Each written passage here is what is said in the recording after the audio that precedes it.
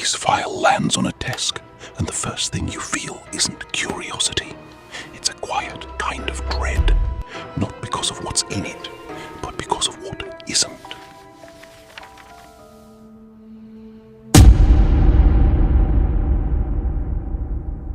Most stories you hear on this platform, they have an explanation, a suspect, a motive, a file that eventually closes. This isn't one of those. What you're about to hear is reconstructed from documents that were never meant to be read and conversations that were later denied. Beyond that, you'll have to decide for yourself what to believe. Because once you hear it, you'll start noticing things, small things, a rhythm, a sound, a feeling you can't explain. And by the time you realize what's happening, it'll already be too late.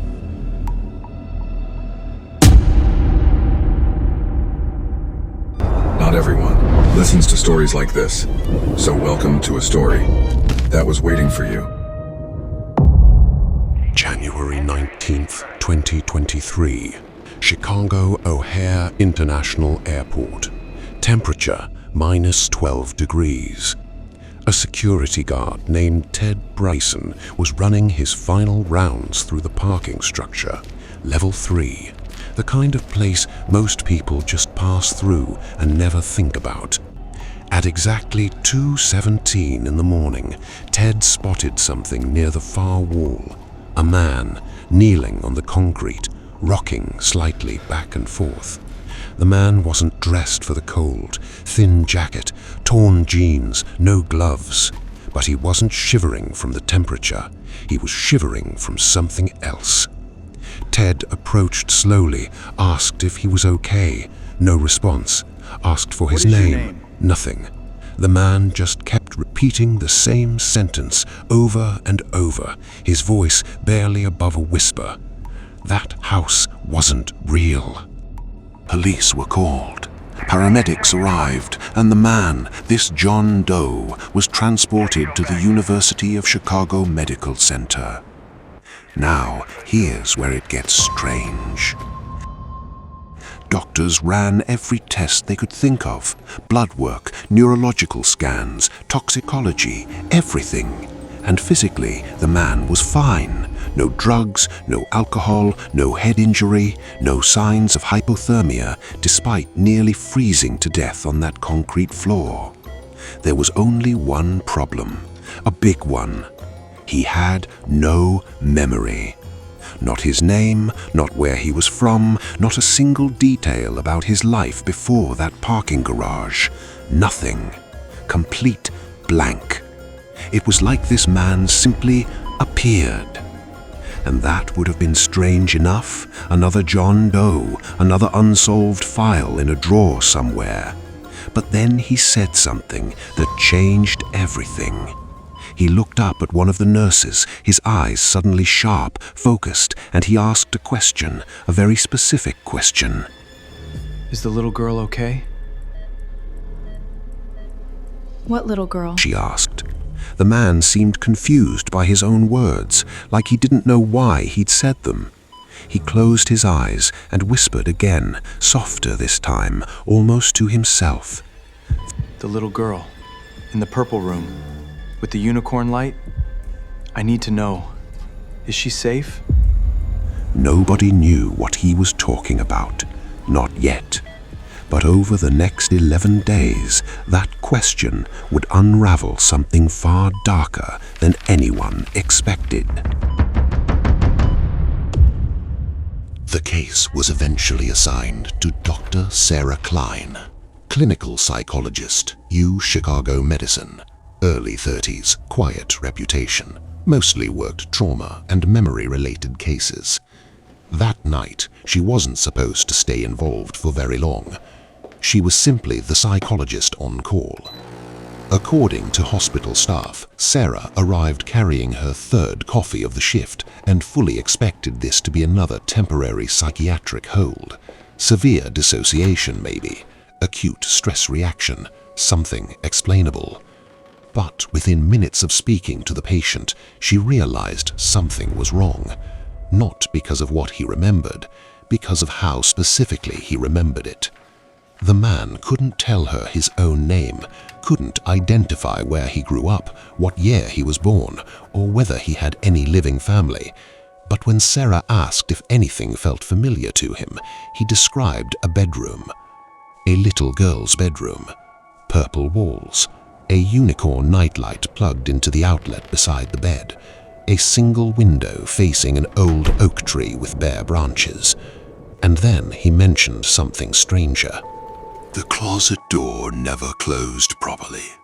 It always stayed open, just a few inches. Sarah later wrote in her notes that this detail disturbed her more than anything else, because false memories are usually broad, emotional, incomplete. But this wasn't. It sounded lived in. So Sarah handed him a pen and a blank sheet of paper. The man stared at the page for several seconds. Then he started drawing. Slowly, carefully, like he was remembering with his hands before he could remember with his mind. When he finished, Sarah checked the drawing twice. Then a third time. At the bottom of the page, the man had written a single date, October 7th, 2018. Nothing else. A few seconds passed before he finally looked up at her. His voice was quiet, distant. He said, I was there that night. Then, after a pause, She was asleep. I need to know if she's okay. Sarah didn't answer, mostly because she had no idea who she was supposed to be. Sarah did what any researcher would do. She started digging. The drawing was incredibly detailed, almost architectural, and that date, October 7th, 2018, it felt too specific to be random. So she ran it through public records, police databases, news archives, and then she found it. A house fire, October 8th, 2018, in a small town called Arches Grove, Illinois, roughly 90 minutes from where our John Doe was found. The house was completely destroyed, but before the fire, it belonged to a family, a mother, a father, and a 6-year-old daughter. The floor plan of that house, it matched the drawing, every room, every window, even the tree. Sarah pulled up a photo of the family, and that's when the case shifted into something nobody expected. She brought the photo to the patient, just a simple family portrait, mother, father, little girl. The man stared at the girl, and then he broke. Tears, not loud, not dramatic, just silent, helpless tears rolling down his face. That's her. That's my daughter. Is she safe? Please tell me she's safe. And this is the part that still keeps investigators up at night, because the man in that photo, the father, his name was Daniel Hayes, and Daniel Hayes died on October 8th, 2018. His body was identified, his funeral was held. So the question that sat in that hospital room, heavy and impossible, was this: who on earth was this man? And how did he carry a dead father's final intimate memory of tucking his daughter into bed? In the days that followed, Sarah kept returning to the same uncomfortable question. What exactly was this man's connection to Daniel Hayes? At first, she told herself there had to be a psychological explanation, some form of obsession. Maybe the patient had read about the Arches Grove case somewhere and built an identity around it, unconsciously. It happens. But the deeper she looked, the harder it became to hold on to that theory. The details were too specific to dismiss, and at the same time too inconsistent to fully explain. So Sarah tried something small, almost embarrassingly small. She'd found old social media posts from Daniel Hayes' wife, Celeste. In them, she mentioned that Daniel ate the same lunch almost every day while working construction. turkey sandwich, black coffee, no mustard. It was a tiny detail, the kind only family remembers. Sarah ordered that exact meal and placed it in front of the patient. No explanation, just lunch. The man looked at the sandwich for a few seconds, picked it up, took a single bite, and then stopped. Not dramatically, not with some big realization.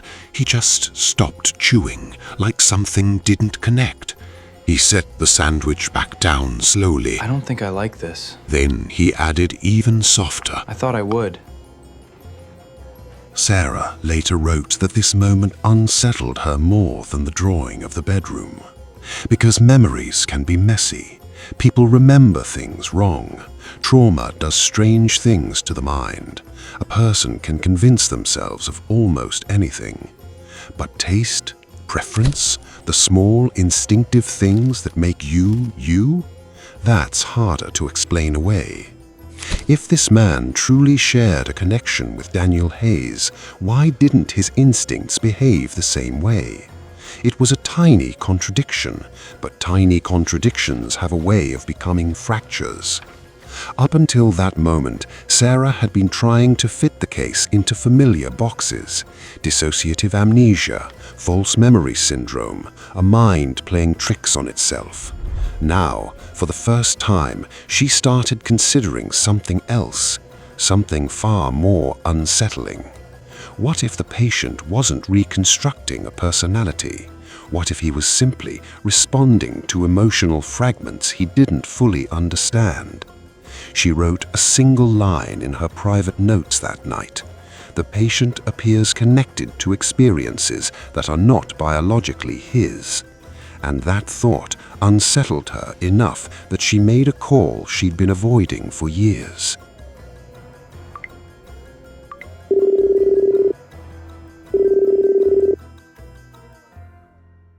Dr. Elias Crane, neuropsychologist, former professor of hers, a man most of the scientific community had stopped taking seriously a long time ago. Years earlier, Crane had published controversial research on something he called limbic resonance, the idea that intense trauma could leave an imprint so deep it could echo into another mind entirely. Most experts dismissed it, a few considered it dangerous. Sarah used to be one of them, but now she sent Crane the file anyway. Phone records show he called her back in less than 6 hours, and what disturbed Sarah later wasn't what he said, it was his voice. Not excited, not curious, afraid.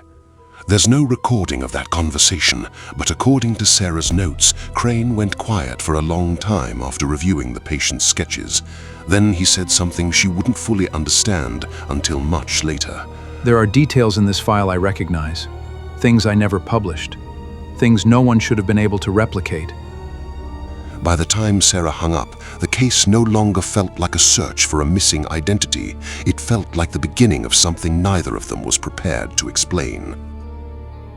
Sarah met Dr. Elias Crane the following afternoon. According to university records, Crane hadn't taught a class in nearly 4 years. His office sat in a smaller research building away from the main campus, half abandoned, half forgotten. The place looked less like a laboratory and more like someone had slowly stopped living there. Stacks of papers, dust-covered equipment, books piled on the floor, coffee rings on old research folders. Crane barely acknowledged Sarah when she walked in. He just took the patient's sketches from her hands and started looking through them in silence. One page, then another, then the drawing of the bedroom. According to Sarah's notes, Crane stopped turning pages after that. His eyes stayed fixed on the sketch for almost a full minute. Did he describe the closet door? Yes. And for the first time since she'd arrived, he looked genuinely shaken. The closet hinge detail was never publicly released. It wasn't in news reports. It wasn't mentioned in the police summary. Investigators only documented it because reconstruction photos were taken after the fire. There was no reason for the patient to know about it. It is just None. a matter of time. And that was the moment Sarah stopped feeling like she was dealing with coincidence. At first, Crane tried to explain things carefully, clinically. He told Sarah about a theory he'd spent years developing, something he called limbic resonance. The basic idea sounded simple enough. Extreme trauma changes the brain, not metaphorically, physically. Certain emotional experiences become so intense that they carve deep neurological patterns into memory and behavior: fear, grief, rage, attachment. Crane believed those patterns could sometimes echo beyond the original mind under very specific conditions. Not thoughts, not consciousness, just fragments, like damaged audio bleeding from one tape into another. Most neuroscientists dismissed the theory immediately. Some considered it unethical even to research. Crane's career collapsed shortly afterward. But sitting across from Sarah that afternoon, Crane no longer sounded defensive about the theory. If anything, he sounded afraid of where it had led him, because eventually the conversation stopped being theoretical and became personal. According to a source familiar with the meeting, Crane admitted that years earlier, after the Archer's Grove fire, he'd taken his research beyond theory, far beyond. Within hours of Daniel Hayes' death, Crane obtained temporary access to the body through an undisclosed medical contact connected to the county morgue. And without permission from the family or legal authorization from anyone else, he attempted an experimental preservation procedure. Not to save Daniel Hayes. According to Crane, that was never the goal. He claimed he was trying to preserve what trauma leaves behind before it disappears completely. Emotional residue, neurological imprinting, fragments. The procedure partially worked, but not cleanly. Crane described the preserved material as unstable, incomplete, damaged. Certain emotional responses remained strong, others fragmented almost immediately. At first, Crane assumed the experiment had failed, until months later, a coma patient arrived at a partner hospital outside Chicago. Male, unidentified, no immediate family, severe neurological suppression, a blank space. And in what Crane would later describe as an act of catastrophic arrogance, he implanted portions of Daniel Hayes' preserved memory patterns into the patient's brain, just to see if anything survived. For weeks, nothing happened. Then, one morning, the patient woke up, disoriented, emotionally unstable, unable to identify himself. But according to Crane, certain fragments appeared almost immediately. A little girl's bedroom, a yellow light, a lullaby, and one sentence repeated over and over again. That house wasn't real. That house wasn't real. Sarah would later write that this was the moment she realized her patient was not suffering from a conventional disorder. Whatever sat across from her in that hospital room was something medicine didn't yet have language for. In the days after meeting with Crane, Sarah stopped trying to force the case into conclusions.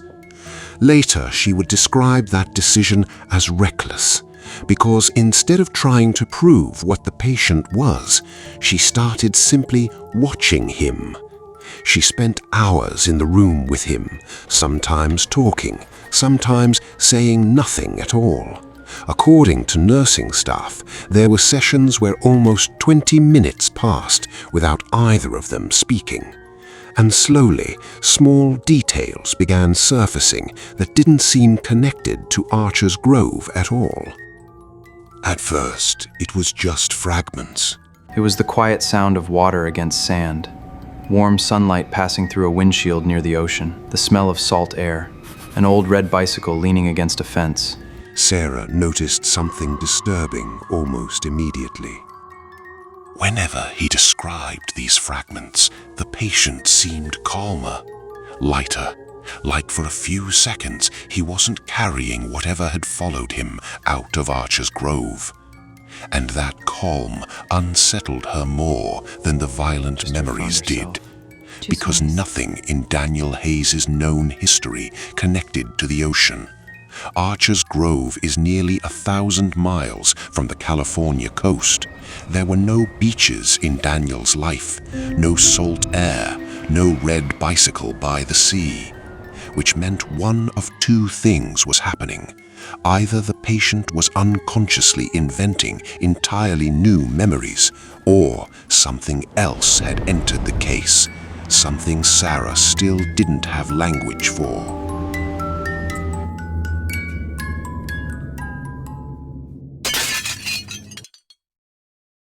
Sarah brought the new details to Crane in a second meeting later that week. According to her notes, she didn't present the information as evidence, just observations. The ocean, the bicycle, the sudden emotional shift whenever those memories surfaced. Crane listened quietly. Sarah, please repeat the detail about the bicycle. Sarah did, and for several seconds, Crane said nothing. He just stared past her toward the far side of the room. Then finally, very softly, he said, "These memories do not belong to Daniel." Sarah asked him what he meant. Crane hesitated before answering. Then he admitted something he hadn't told her during their first meeting. The coma patient involved in the procedure had not been neurologically empty, not completely. Fragments of his own autobiographical memory may still have remained active beneath the suppression damage. At the time, Crane believed those fragments were inaccessible. Now he wasn't so sure. He told Sarah the patient's name had been Adam Vance, and that before the accident, Adam had lived near the California coast. That was all he said. No further explanation. But according to Sarah's notes, the implication was immediate and deeply unsettling. Some of the memories surfacing inside the patient might not belong to Daniel Hayes at all. That realization changed the direction of the case again. Up until then, Sarah had been trying to understand how one dead man's memories could appear inside another person. Now, she was facing something far less stable. The possibility that more than one emotional history was surfacing inside the same mind. Not cleanly, not completely, just fragments bleeding unpredictably into each other. And the patient himself didn't seem to recognize the difference. When Sarah asked him about the ocean, he smiled faintly, Tell me about the ocean. almost embarrassed. It was warm, and I felt completely safe. I remember being happy there. Then, after a small pause, That's enough, isn't it? Sarah never answered the question. Because by that point, the case no longer felt medical to her. It felt personal, unstable, like everyone involved was standing too close to something they didn't fully understand. That house was Later that night, Sarah added a short note to the file. Not a diagnosis, not a theory, just an observation. Patient demonstrates emotional familiarity with experiences inconsistent with Daniel Hayes' documented history. And underneath it, written separately, source of memory contamination remains unclear.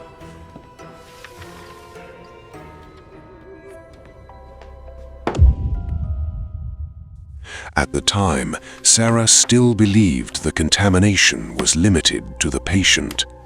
She would eventually realize she was wrong. By this point in the case, Sarah realized there was still one thing missing from every report, every interview, What's missing? every reconstructed timeline.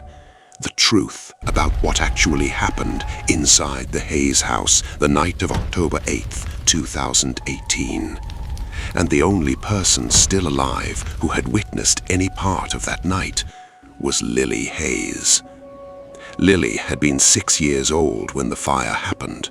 Firefighters found her locked inside her bedroom, the purple room, the unicorn nightlight, physically unharmed but severely withdrawn.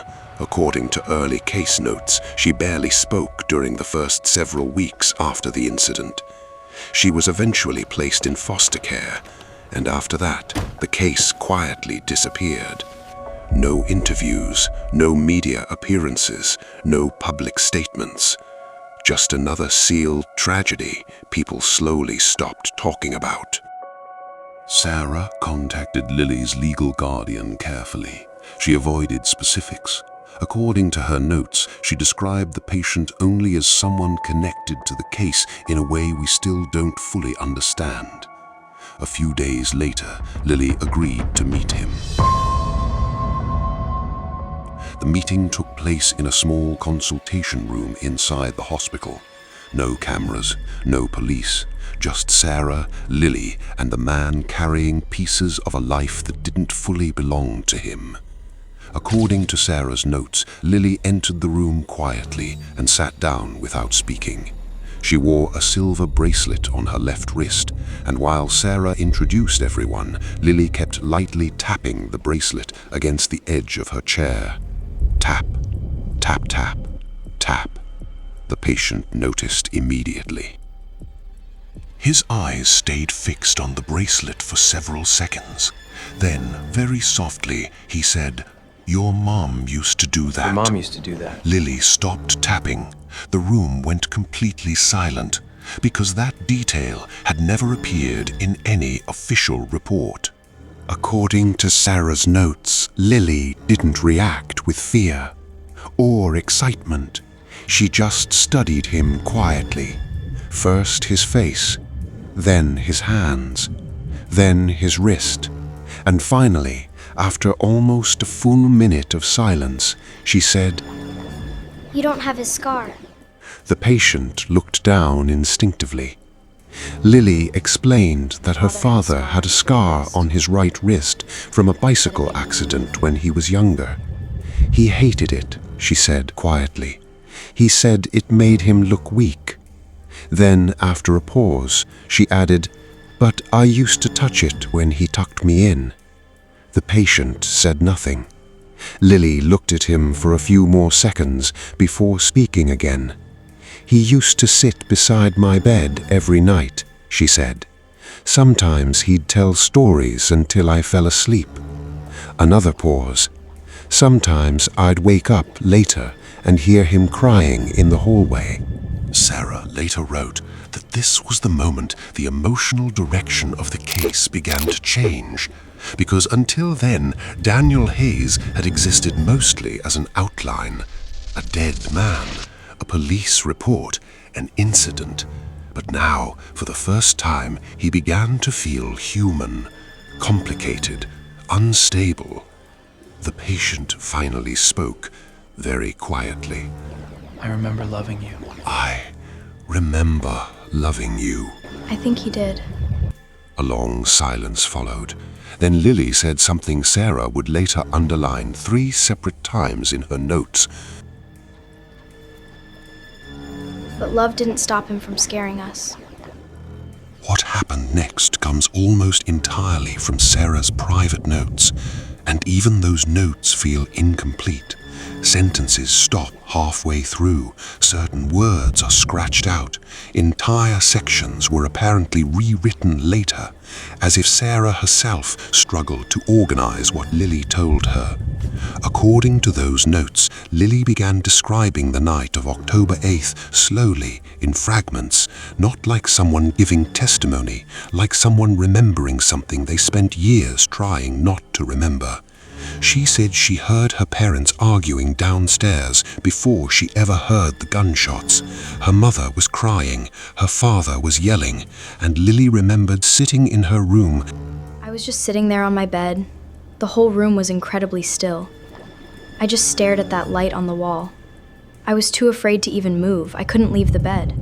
She kept tapping the silver bracelet while she talked. Tap, tap, tap, tap. At one point, Sarah offered her water. Lily shook her head and kept going. She said her father had been drinking that night, He was just that sitting he there, and Celeste had fought like he before, was waiting for something. that sometimes afterward he would sit he was waiting for outside Lily's something. bedroom door for hours without speaking. Like he was waiting for something, she said. Then, finally, Lily described hearing something break downstairs. I heard something break downstairs. Then I heard a scream. 2 gunshots. Not 1, 2. The official report later classified the deaths as murder-suicide, but according to Lily, the situation inside the house had been chaotic, fast, confused. The gun belonged to Daniel, but Lily believed her mother had tried to stop him, and somewhere during the struggle, both of them died. Then Lily said something that, according to Sarah's notes, visibly affected the patient. He wasn't a monster. He was just broken in ways nobody knew how to fix. After that, the room fell silent again. According to Sarah's notes, the patient spent nearly 30 seconds staring at his own hands before speaking. And when he finally did, his voice sounded uncertain, almost frightened. "I remember being afraid," he said, "and I remember loving her." Then he paused. "And I remember sunlight through a windshield near the ocean." Another pause. "I don't know which memories belong to who anymore." Nobody in the room answered him, because by that point, there may not have been an answer left to give. Sarah later wrote that Lily seemed lighter when she left the hospital that day. Not happier, just lighter, like she had finally handed part of the weight to someone else. Before leaving, Lily hugged the patient briefly, not like a daughter hugging her father, like someone saying goodbye to a stranger carrying something painful. That night, Sarah added a final line to her notes before ending the session log. The patient was emotionally bound to trauma that wasn't his. Then, written underneath it separately, "I am beginning to question whether emotional memory can spread through prolonged exposure alone." At the time, Sarah considered that thought irrational. Later, she would stop calling it irrational.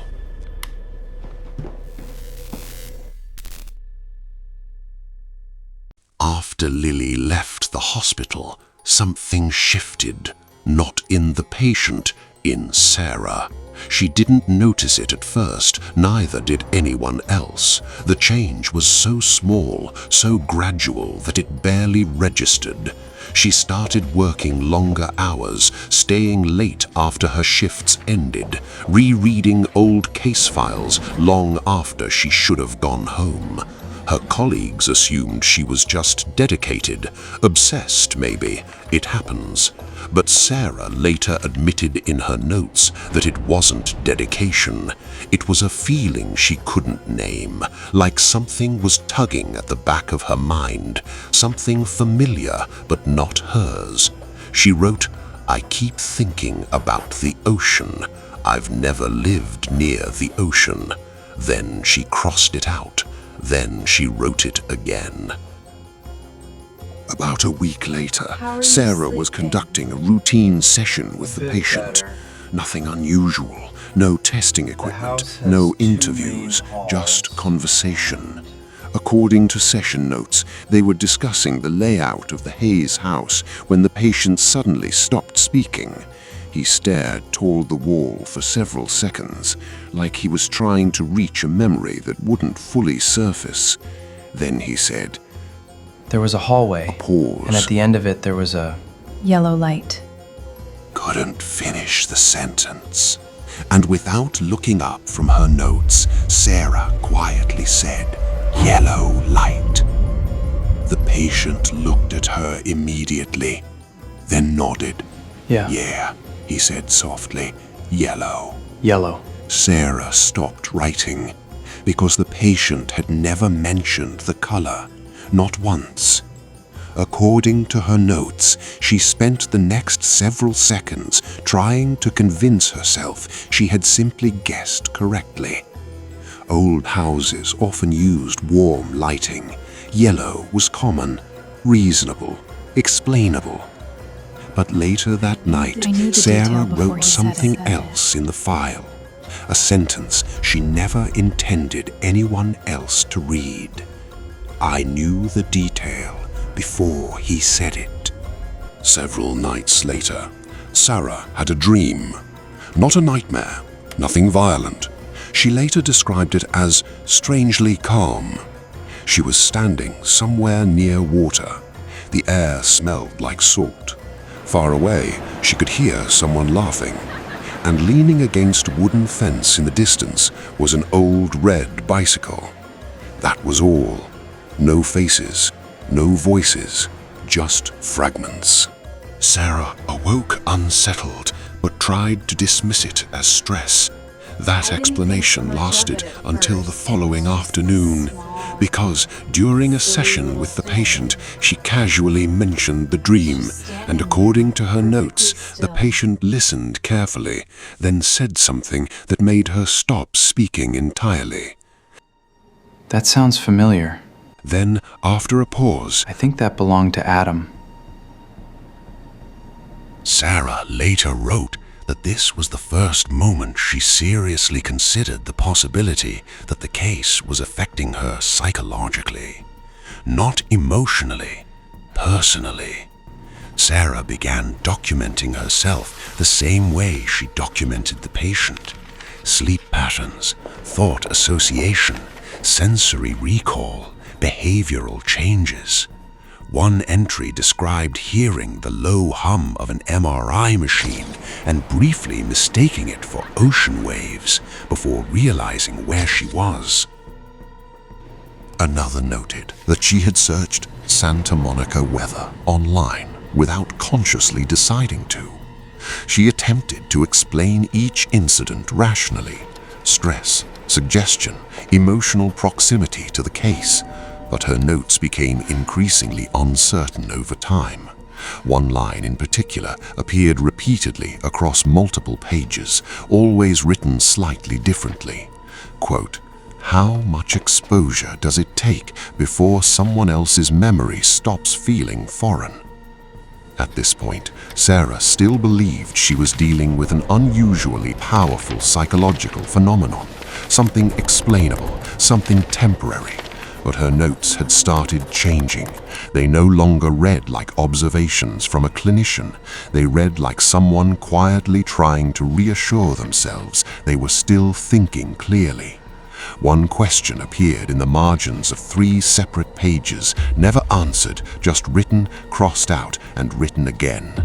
How much exposure does it take before someone else's memory stops feeling foreign? She never wrote down an answer, but the fact that she kept asking the question was its own kind of answer. And according to the final session log recorded that month, that reassurance was beginning to fail. By the time the Archers Grove case was officially closed, there were still no clear answers, no diagnosis, no agreed explanation, no medical language capable of fully describing what had happened to the patient found in the O'Hare parking garage. According to legal records, the patient eventually selected a name for himself, Elias. He never fully explained why. Sarah later noted that he seemed uncomfortable whenever people asked where the name came from. He would usually just shrug and say, It felt familiar. Elias was placed in a supervised transitional housing program outside Chicago. Weekly evaluations, regular psychiatric monitoring, Nothing excessive, just enough oversight to satisfy the hospital and state officials still involved with the case. And slowly, something resembling an ordinary life began forming around him. A few months later, Elias found work at a small independent bookstore on the north side of the city. Quiet place, old floors, narrow aisles, the faint smell of dust and paper constantly hanging in the air.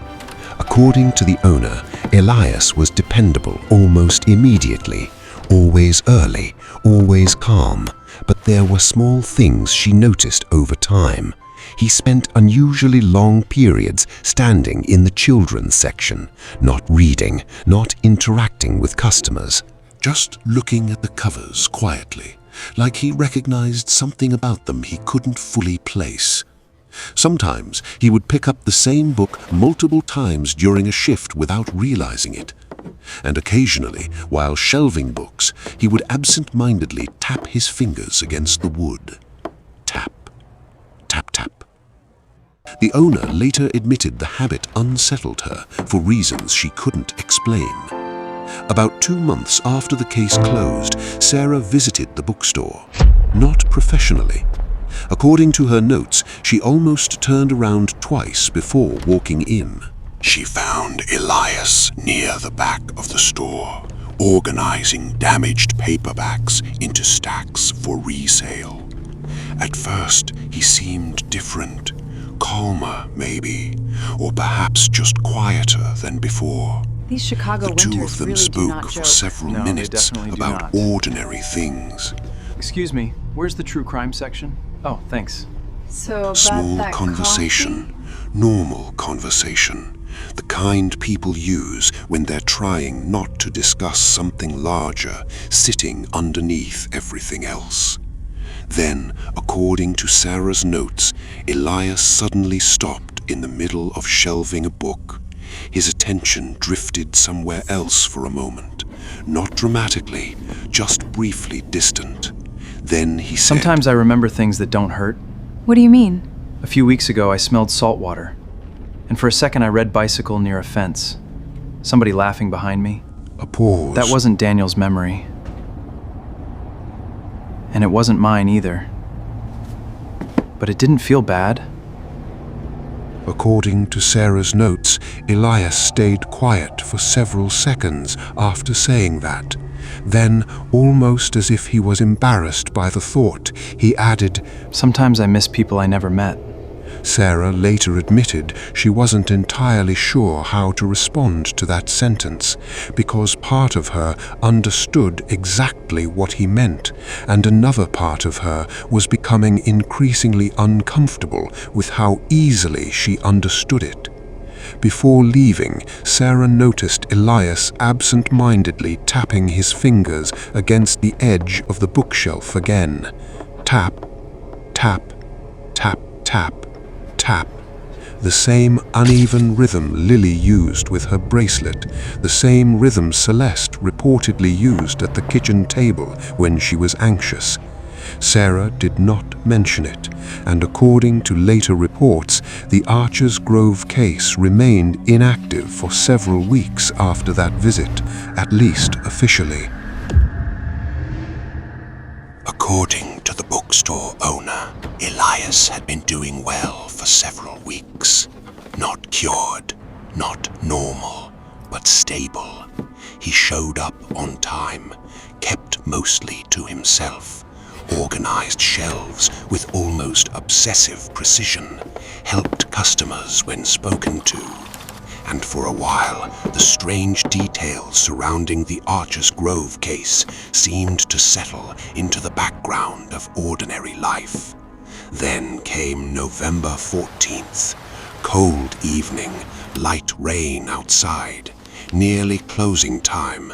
Only 2 customers remained in the store, a woman and her young daughter near the children's section in the back. The owner would later describe the girl as quiet, around 6 or 7 years old, the kind of child who wandered instead of running. At approximately 8:43 p.m., the mother carried a stack of books toward the register while the girl stayed behind near the shelves. Elias was reorganizing returned books a few feet away. Then a book slipped from the child's hands and hit the floor. Careful, Lily.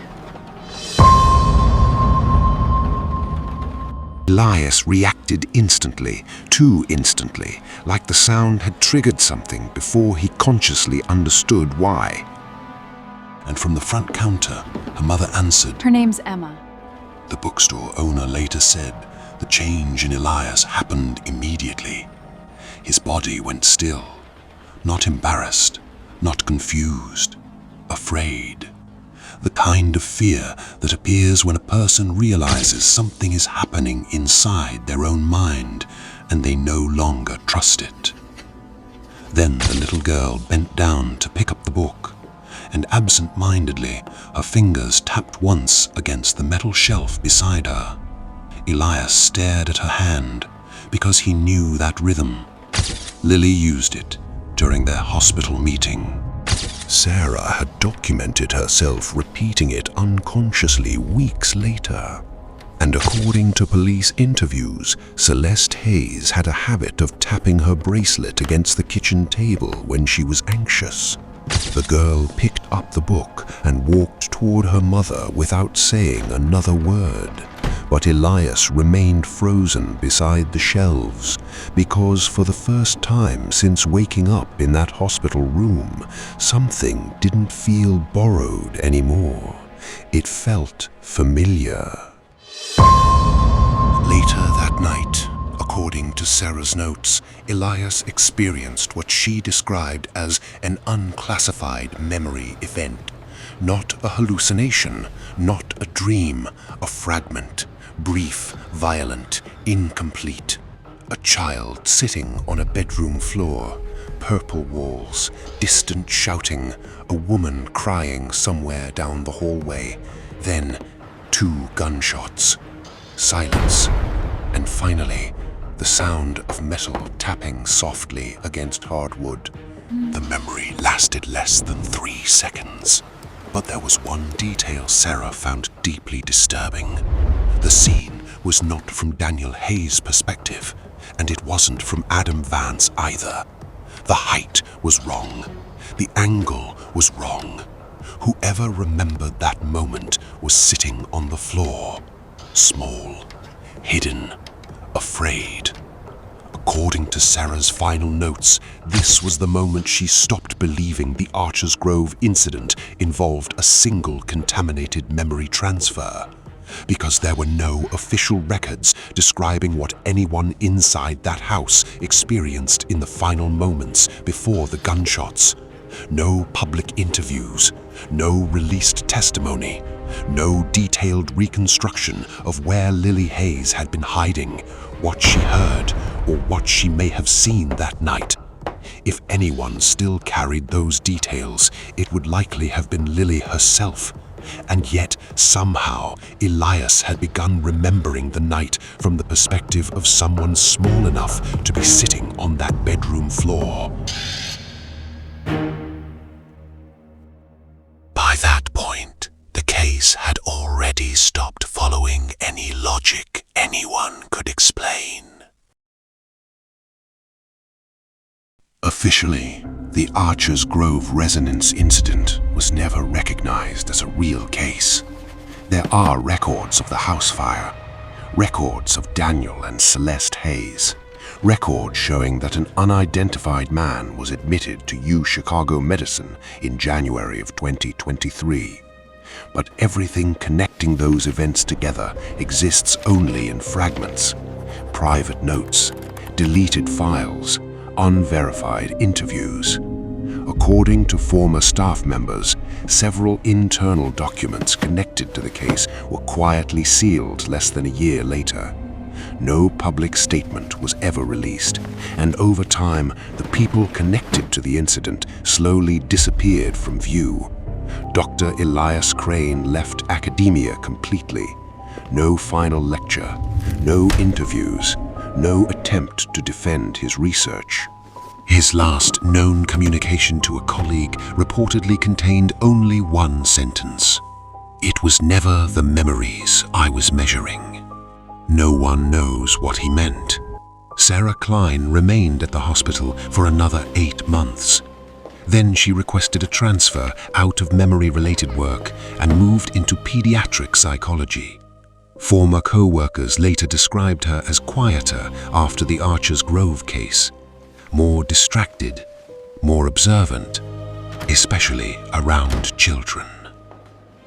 One colleague recalled a moment during a routine evaluation when a young patient began absent-mindedly tapping their fingers against the metal arm of a chair, an uneven rhythm. Sarah reportedly stopped the session immediately, not dramatically. She simply stood up, apologized to the family, and walked out of the room.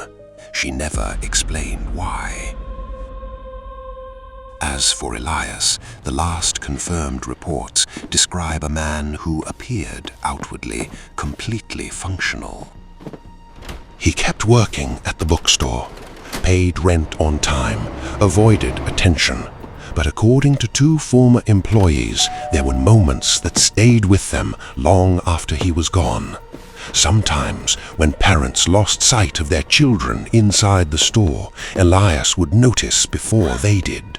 And every single time, before anyone even asked, he would quietly say the same thing. Check the corners Check first. the corners first.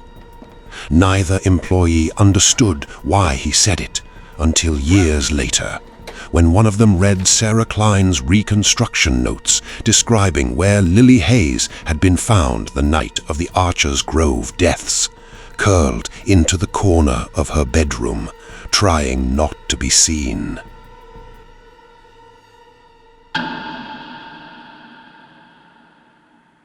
You'll hear it now, won't you?